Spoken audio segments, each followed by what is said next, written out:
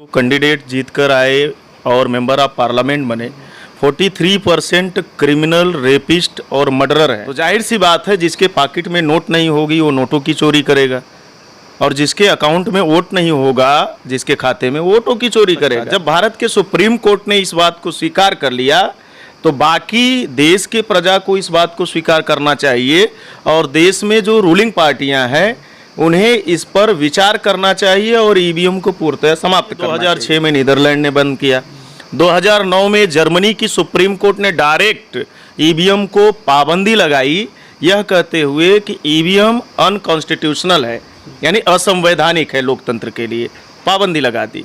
2019 में दुनिया के तीसरे बड़े लोकतांत्रिक देश इंडोनेशिया ने अपने यहाँ ईवीएम को बैन किया। जागृति और समाज के अंदर इस तरह की सोच अगर पैदा हो जाएगी कि वोट का अधिकार सिर्फ राजा चुनने का अधिकार नहीं है बल्कि राजा बनने का भी अधिकार, लेकिन जब उन्हें एहसास हुआ कि नहीं, वोट का अधिकार राजा बनने का भी अधिकार है, तो मुलायम सिंह यादव, मायावती, लालू, नीतीश, अलग अलग स्टेट में जो है पिछड़े लोगों को भी राजनीति में कदम रखने का मौका मिला, नहीं तो समाज इन्हीं के पीछे था। इलेक्शन हुआ, जिस सीट से नरेंद्र मोदी चुनाव लड़ रहे थे वाराणसी के, वहां कुल 11 लाख वोट पड़े। 11 लाख पड़े वोट में जब काउंटिंग की गई, गिनती की गई, तो 12,87,000 वोट निकले, यानी पड़े वोटों से 1,87,000 वोट ज्यादा निकले।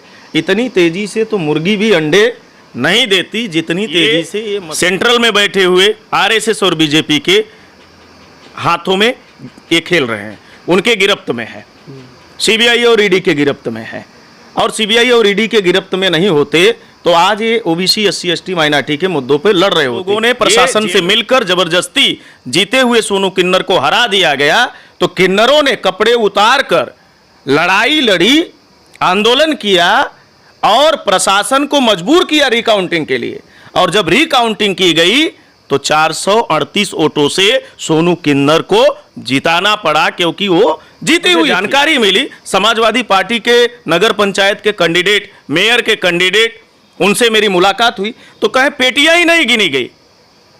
तो उसका राष्ट्रीय अध्यक्ष ये किन्नरों से भी गया गुजरा। पिछड़े लोग हैं, जब तक इस देश के मजलूम और पिछड़े लोग पार्लियामेंट के अंदर नहीं बैठेंगे, पार्लियामेंट के अंदर ये शासक नहीं होंगे, हुक्मरान नहीं होंगे, तब तक इस देश के ओबीसी, एससी, एसटी, माइनॉरिटी के किसी भी समस्या का समाधान नहीं हो सकता।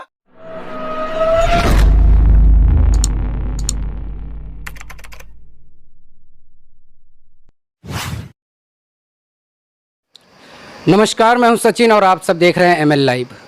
देश के अंदर ईवीएम यानी इलेक्ट्रॉनिक वोटिंग मशीन बहुत बड़ा चैलेंज बन चुका है देश के अंदर, क्योंकि लगातार इसका विरोध लोगों के द्वारा देखा जा रहा है और जो भरोसा है ऐसा लग रहा है कि लोगों पे अब नहीं रहा है ईवीएम पर। और अभी भारत मुक्ति मोर्चा और बहुजन क्रांति मोर्चा के द्वारा राष्ट्रव्यापी ईवीएम भंडाफोड़ परिवर्तन यात्रा निकाला गया है।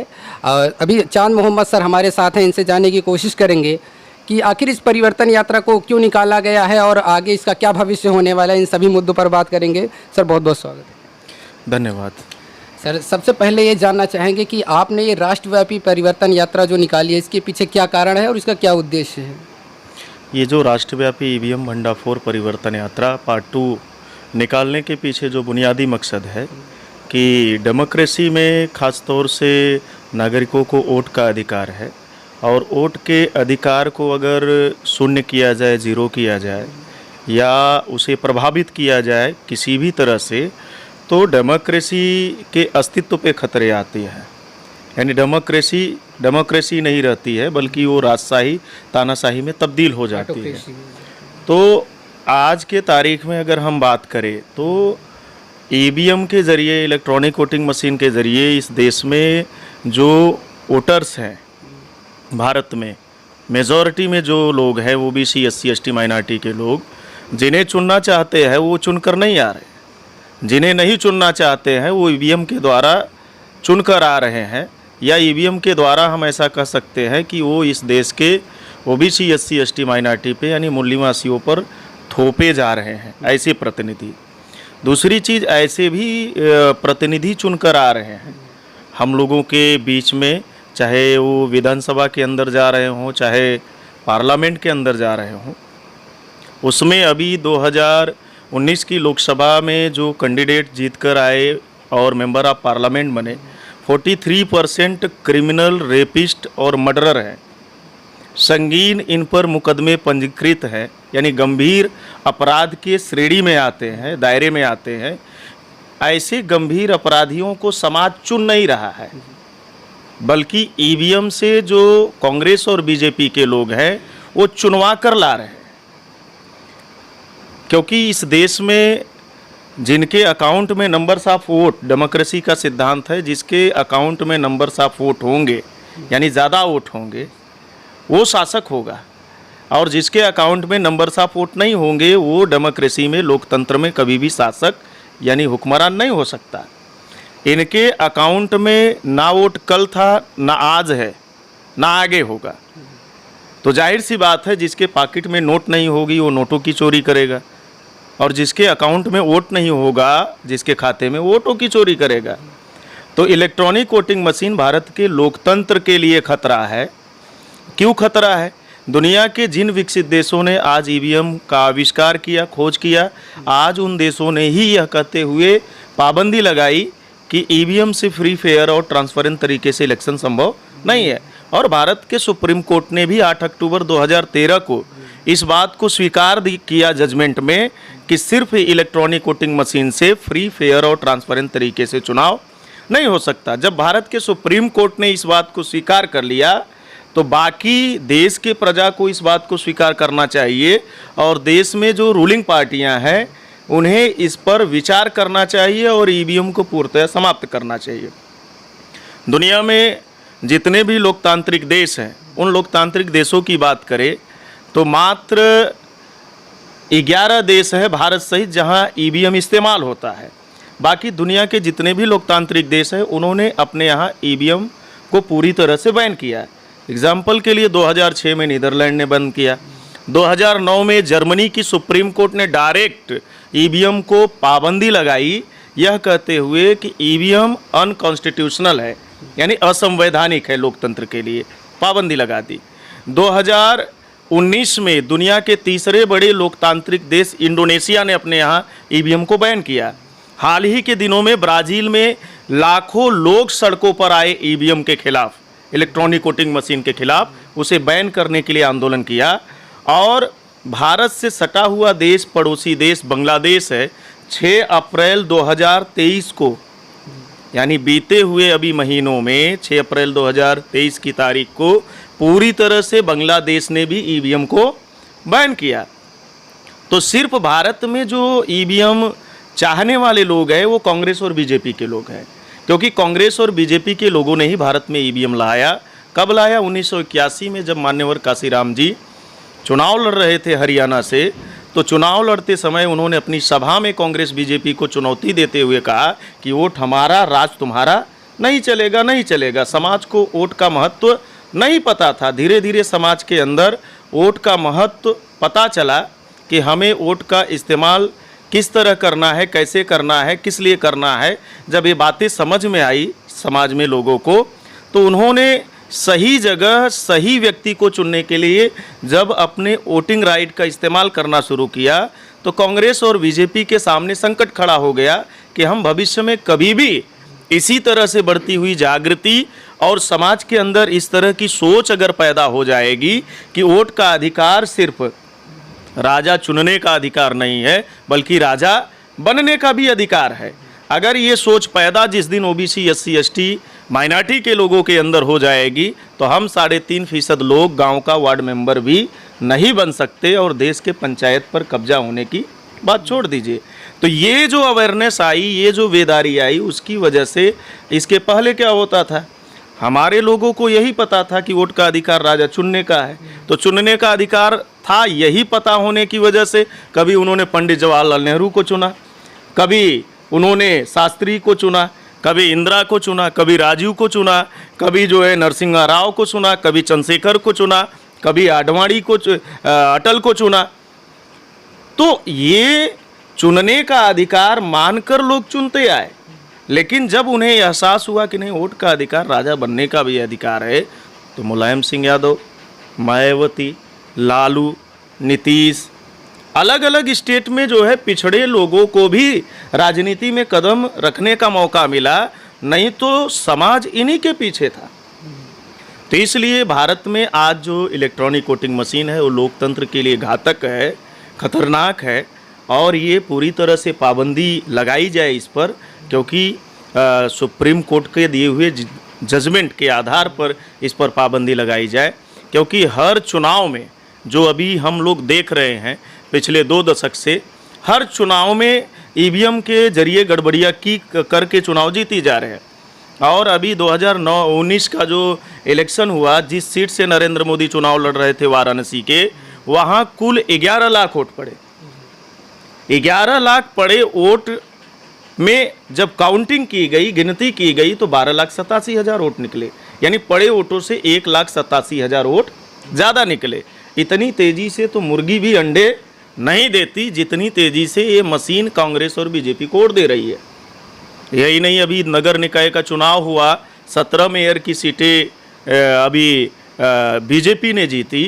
काजल निषाद नाम की कैंडिडेट थी समाजवादी पार्टी की, वो गोरखपुर सीट से चुनाव लड़ रही थी, और उसे 1,65,000 के वोटों से, यानी ईवीएम में गड़बड़ी की गई, 3,63,000 के आसपास वोट पड़े, लेकिन काउंटिंग की गई तो 1,65,000 वोट ज़्यादा निकले।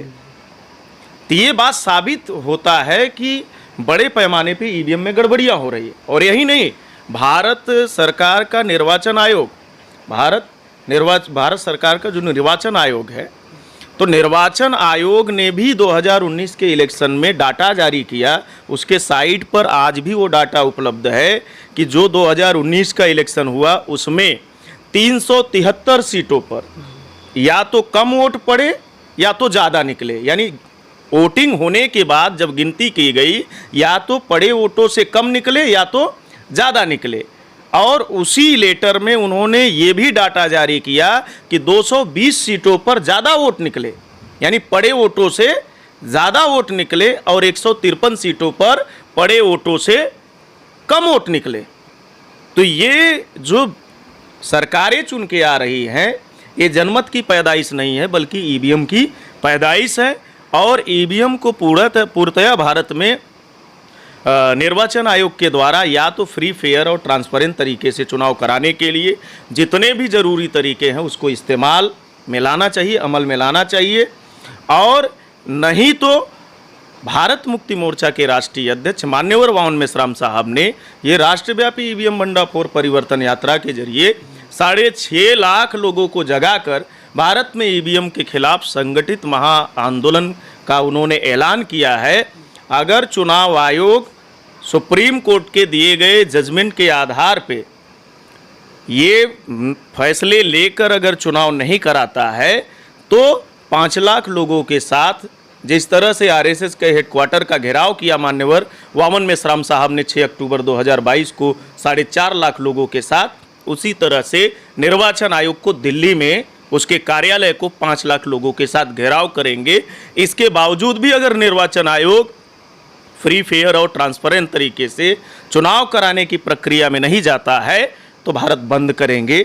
और इससे भी अगर सुधार नहीं होता है तो जो इस देश के लिए, लोकतंत्र के लिए खतरा है, इस देश के नागरिकों के वोट के लिए खतरा है, ऐसे इलेक्ट्रॉनिक वोटिंग मशीन को 2024 के चुनाव में फोड़ेंगे, ऐसा भारत मुक्ति मोर्चा के राष्ट्रीय अध्यक्ष मान्यवर वामन मेश्राम साहब ने ऐलान किया है। तो ये राष्ट्रव्यापी जो ईवीएम भंडाफोड़ परिवर्तन यात्रा पार्ट 2 चलाई जा रही है, इस देश के लोकतंत्र को बचाने के लिए, इस देश के संविधान को बचाने के लिए, और इस देश के एकता और अखंडता को खतरे में डालने वाली जो ताकतें हैं और जिन्हें ताकत ईवीएम की वजह से मिल रहा है, ऐसी ताकतों को रोकने के लिए हम किसी भी तरह से संवैधानिक दायरे में रहकर हम उन्हें रोकने का काम करेंगे। उसके लिए राष्ट्रव्यापी ईवीएम भंडाफोड़ परिवर्तन यात्रा चलाई जा रही है। सर, जैसा कि आप कह रहे हैं कि ईवीएम से free, fair and transparent election नहीं हो सकते हैं, आने वाले रिजल्ट उसके सही नहीं हैं, तो फिर जो बाकी पार्टियां हैं, बहुजन समाज की हैं और भी जो पार्टियां वैसे भी हैं, वो पार्टियां इसका विरोध क्यों नहीं कर रही हैं? क्योंकि कुछ पार्टियां का जो होता क्या है कि जैसे रिजल्ट आते हैं उसके बाद वो विरोध करना शुरू करती हैं कि क्योंकि हम इसलिए हार गए क्योंकि ईवीएम था, उसमें ईवीएम में घोटाला हुआ। तो आखिर वो अभी क्या कर रहे हैं, क्योंकि चुनाव है 24 में, उसके पहले वो लोग क्यों नहीं विरोध कर रहे हैं, क्या लग रहा है आपको? भारत में जितनी भी आज नेशनल लेवल की पार्टी हो चाहे रीजनल लेवल की पार्टी हो, आरएसएस का आपसूट संगठन बन गई है, ये सहयोगी संगठन बन गए हैं। आरएसएस के सामने आरएसएस की पॉलिसी पे काम करने वाली पार्टियां बन गई है। उत्तर प्रदेश में सेकंड नंबर की, थर्ड नंबर की जो पार्टी है, सीए एनआरसी का मसला पास हुआ, इनके राज्यसभा सांसदों ने समर्थन किया।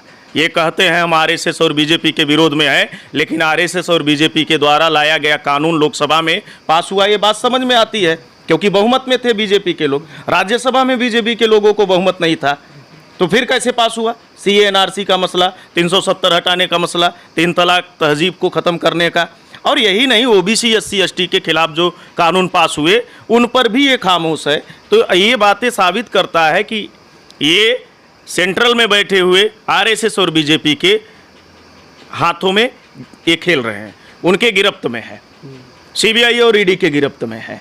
और सीबीआई और ईडी के गिरफ्त में नहीं होते तो आज ये ओबीसी एससी एसटी माइनॉरिटी के मुद्दों पे लड़ रहे होते। ये जेल में जाने से डर रहे हैं, अपने गले बचाने के लिए समाज को दांव पर लगा रहे हैं। तो समाज दांव पर लगने हम नहीं देंगे, समाज को जगाएंगे और इनका भी बंदोबस्त करेंगे।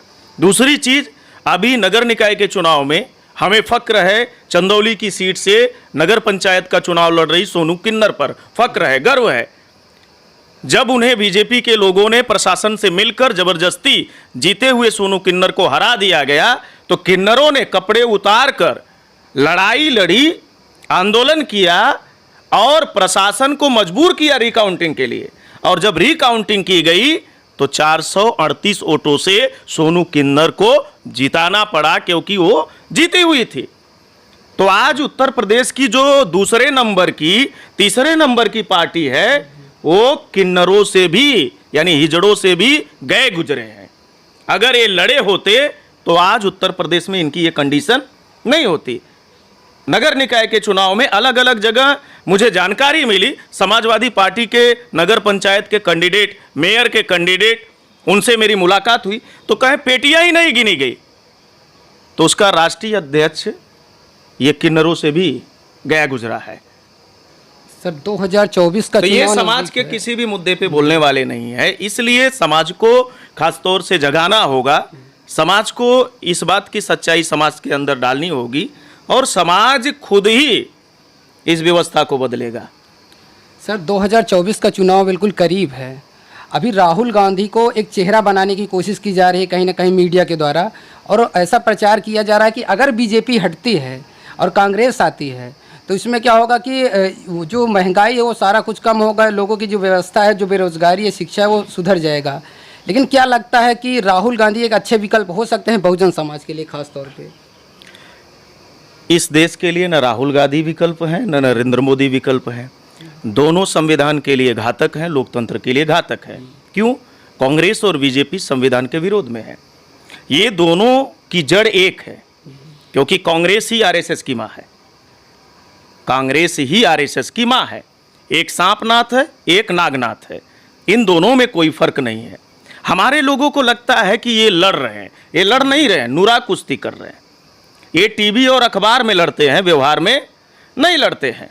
इस देश के ओबीसी एससी एसटी माइनॉरिटी के खिलाफ पार्लियामेंट के अंदर कानून बनाना होता है तो उस पर अंदर से दोनों एक होते हैं। तो ये दोनों इस देश के मूल निवासियों के लिए खतरनाक है और इसलिए तीसरा विकल्प समाज को खड़ा करने की ज़रूरत है। तीसरे विकल्प में इस देश के जो मजलूम लोग हैं, पिछड़े लोग हैं, जब तक इस देश के मजलूम और पिछड़े लोग पार्लियामेंट के अंदर नहीं बैठेंगे, पार्लियामेंट के अंदर ये शासक नहीं होंगे, हुक्मरान नहीं होंगे, तब तक इस देश के ओबीसी एससी एसटी माइनॉरिटी के किसी भी समस्या का समाधान नहीं हो सकता। कांग्रेस बीजेपी के लोग इस देश के ओबीसी एससी एसटी माइनॉरिटी के लिए कल भी ये समस्या पैदा करने वाले लोग थे और आज भी ये पैदा करेंगे। तो इसलिए ये समाधान नहीं है कांग्रेस और बीजेपी के लोग। तीसरा विकल्प खड़ा करने की दिशा में समाज को प्रयास करना चाहिए। धन्यवाद।